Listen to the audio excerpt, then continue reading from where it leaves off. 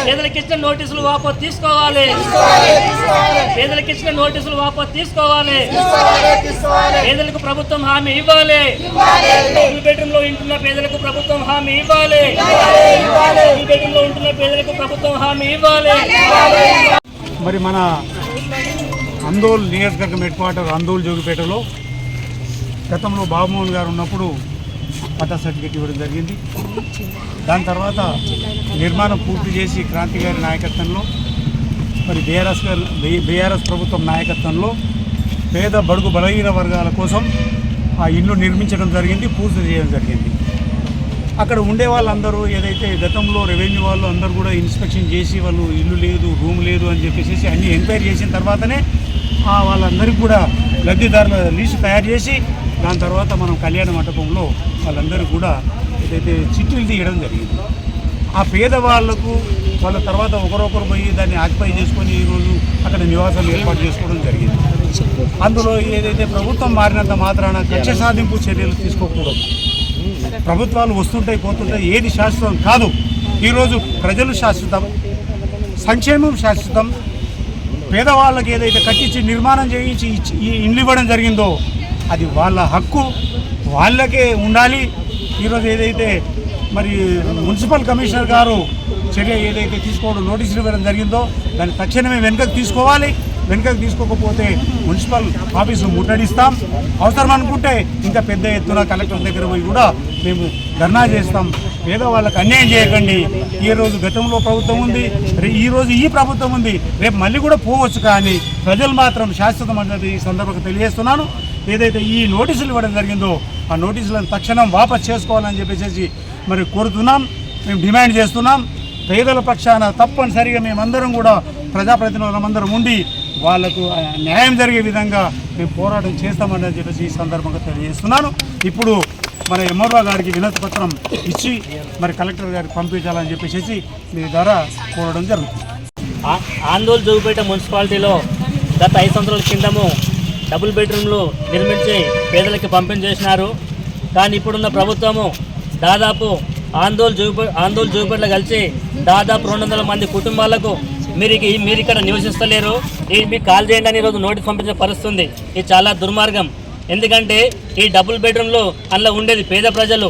వాళ్ళు ఈరోజు కూలికి పోతారు, చైన్ పనికి పోతారు, ఇంట్లో పని చేయడానికి పోతారు, రకరకాల పనికి పోతారు. వాళ్ళు పనికి పోయిన టైంలో వచ్చి మీరు ఇక్కడ ఉండలేరు, మీరు కిరాయికి ఇస్తారని అని అబద్ధాల మాటలు చెప్పి ఈరోజు మున్సిపల్ అధికారులు సర్వే చేసి ఈరోజు దొంగ సర్వే చేసి నోటీసులు ఇచ్చారు. అందుకే మేము సిపి పార్టీ డిమాండ్ చేస్తున్నాము, తక్షణం మీరు ఇచ్చిన నోటీసులు వెనక్కి తీసుకోవాలి. ఎందుకంటే ఈరోజు అక్కడ ఉన్న పేదలు మీరు పొద్దున పోయి చూస్తే మీకు సర్వే తెలుస్తుంది. కానీ ఈరోజు మీరు ఎవరు లేని టైంలో పోయి ఇక్కడ ఉండి అబద్ధాల సాక్ష్యాలు చెప్పి రోజు వాళ్ళకి నోటీసులు ఇచ్చారు. అంటే మీరు ఇచ్చే ఇళ్లను గుంజుకోవడానికా, మీరు ఇచ్చే ఇల్లు గుంజుకోవడానికి ఇచ్చిరా? అసలు ఎందుకు ఇచ్చారు మీరు ఇల్లు? అంటే ఈ రోజు పేదలు ఉన్న ప్రజలు పేదలు ఎవరు అడగరు, ఎవరు అడిగేటోళ్ళు లేరు. వీళ్ళు ఏం చేసినా వీళ్ళు పడతారు, మేము గుంజుకున్నా తిట్టుకున్నా వీళ్ళు పడతారని ఈ రోజు అధికారులు బెదిరిస్తున్నారు. అందుకే ఈ రోజు మేము సిపిఎం పార్టీ తరఫున హెచ్చరిస్తున్నాము.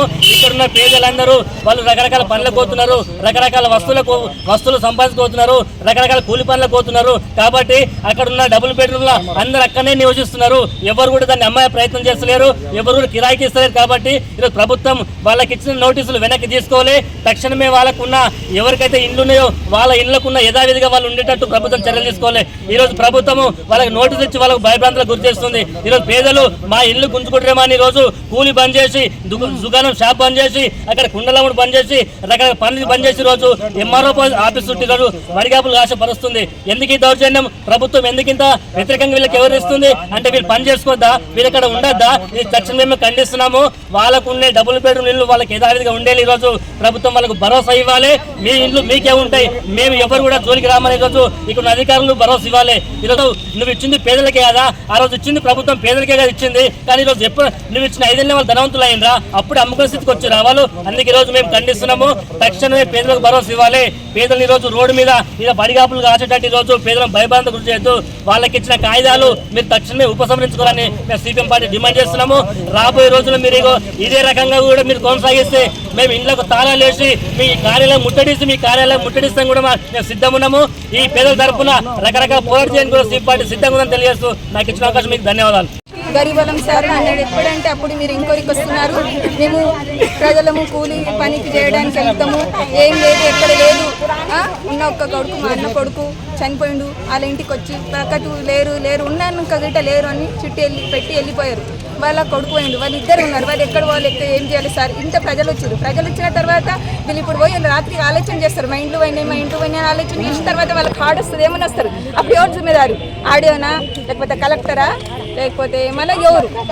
మాకు తెలియదు సార్, మా ఇంట్లో మాకు కావాలి. Thank you sir. ఉంటున్నారా అమ్మ మీరు ఇళ్ళల్లో? ఉంటున్నాం సార్, మేము ఇప్పుడు ఉన్నాం, మా వాళ్ళు అందరూ ఉన్నారు. మళ్ళీ ఎందుకు నోటీసులు ఇచ్చి సార్ మేము కూరగాయలకు మౌజ్ఞ పెట్టాలి, మా పిల్లలు ఉన్నారు, పిల్లలకి ఏం చెప్పలేరు. అది ఏంది పట్ట చూపించమంటే పట్ట అరే ఆమె అల్మారీలో పెట్టుకుని పోయింది, పిల్లలకి తీరు కదా సార్. ఎన్నేళ్ళు ఉంచుంటారు అమ్మ అక్కడ? ఎప్పుడు వచ్చింది? ఇప్పుడు మాకు ఇచ్చేదే సార్, ఇల్లు ఇచ్చేసరి ఉన్నాం మేము. 3 ఏళ్ళ సంది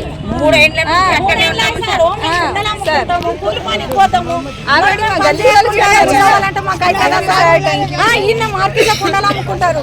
మేము వృత్తి పని వాళ్ళం సార్, ఏదైనా కుండ కావాలంటే ఆడికి వస్తారా సార్? అక్కడ తాళం వేసుకొని ఇడికొచ్చి పొద్దంతా వేసిపోతుంది పోతాము. 5 గంటలకు వేస్తే 8 గంటలకు పోతాం, కానీ 5 గంటలకు ఉంటామా సార్? 5 గంటలకు అది వేసిపోయిండ్రు. మా కొడుకున్నాను నేను ఉన్నా అన్నా కానీ అట్లా వేసిపోయలేక అది ఎంత అన్యాయం సార్ మాది. వేసిన వాళ్ళు ఇక్కడ సార్ వాళ్ళు ఎవరేమో. మా కొడుకున్నాడు, మా అమ్మోళ్ళు మార్కెట్లో ఉన్నారు, కుండలమ్మనికి పోయిండ్రు అన్నా కానీ లేదు మేము వేసిన బాధ్యత ఉంది వేసిమంటుందా పొద్దంటుంటే మాకు ఎవరు పెడతారు సార్?